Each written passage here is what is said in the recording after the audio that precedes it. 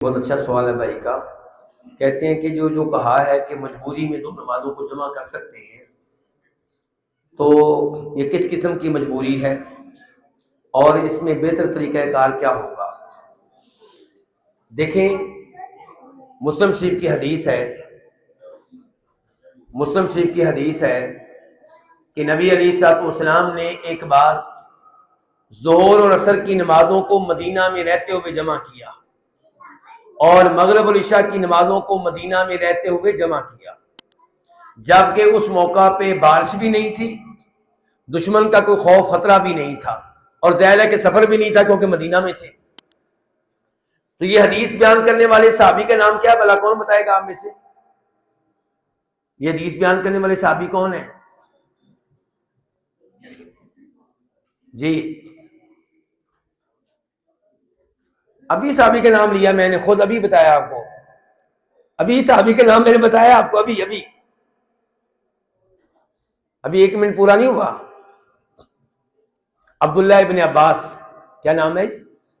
अब्दुल्लाह इब्न अब्बास रज़ियल्लाहु अन्हुमा ने यह हदीस बयान की है। अब्दुल्लाह इब्न अब्बास से लोगों ने पूछा कि फिर नबी अलैहिस्सलाम ने ये दो नमाजें क्यों जमा की, जब बारिश भी नहीं थी, सफर भी नहीं था, दुश्मन का खौफ भी नहीं था, आखिर क्यों जमा की? कहने लगे इसलिए कि उम्मत मशक्कत में ना पड़े। किस में ना पड़े? इसका मतलब यह है कि हमें दूसरी कुरान करीम की आयत से ये तो पता है कि हर नमाज उसके वक्त पे पढ़ना चाहिए। असल उसूल यही है, इन्नस्सलाता कानत अलल मुमिनीन किताबन मौकूता।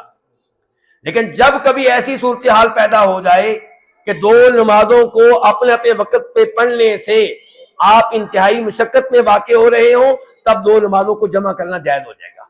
मिसाल के तौर पे किसी मुल्क में बर्फबारी हो रही है, अब बर्फबारी में जोर की नमाज के लिए मस्जिद में आना, फिर असर के लिए आना मुश्किल है, तो एक ही वक्त में ये दो नमाजें पढ़ी जा सकती हैं।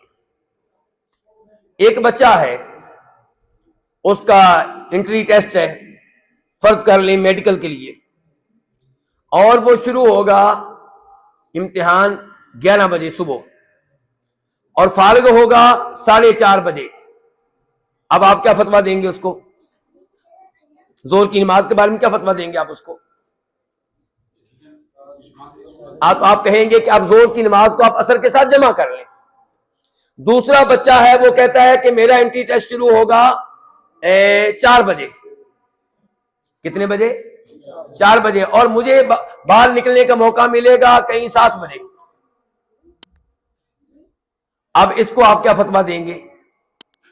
इसको आप फतवा ये तो नहीं दे सकते कि आप मगरिब की नमाज को असर के साथ जमा करें, वो जमा इस तरह नहीं होती, लेकिन असर की नमाज वो जोर के साथ पढ़ ले और उसके बाद दाखिल हो जाए, खुसूसन जब 3 बजे शुरू होना हो, मिसाल के तौर पर एंट्री टेस्ट, हाँ, वक्त की नौयत के मुताबिक। लेकिन जोर असर की नमाजें आपस में जमा होंगी, मगरिब इशा की, असर की और मगरिब की, असर की और मगरिब की जमा नहीं हो सकती। नहीं, आम हालात में बचना चाहिए इससे। आम हालात में बिल्कुल कोई उज़र ना हो तो नमाज जमा करने से बचे। अब्दुल्लाह इब्न अब्बास के अल्फाज से यही महसूस होता है कि नमाज तब दो जमा की जाएंगी जब जमा ना करने से मुशक्कत में आप पढ़ सकते हो।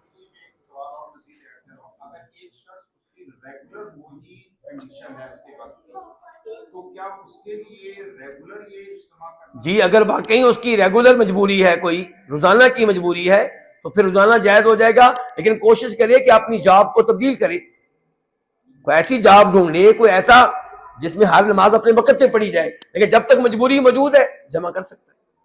खुसूसन सफर है, एक आदमी गाड़ी चलाता है और रोजाना वो बस को लेकर लाहौर जाता है, लाहौर से वापस आता है, वो रोजाना नमाज जमा कर सकता है, जोर असर की आपस में, मगरिब इशा की कोई मसला नहीं, वो भी कर सकता है। सफर जो भी करे,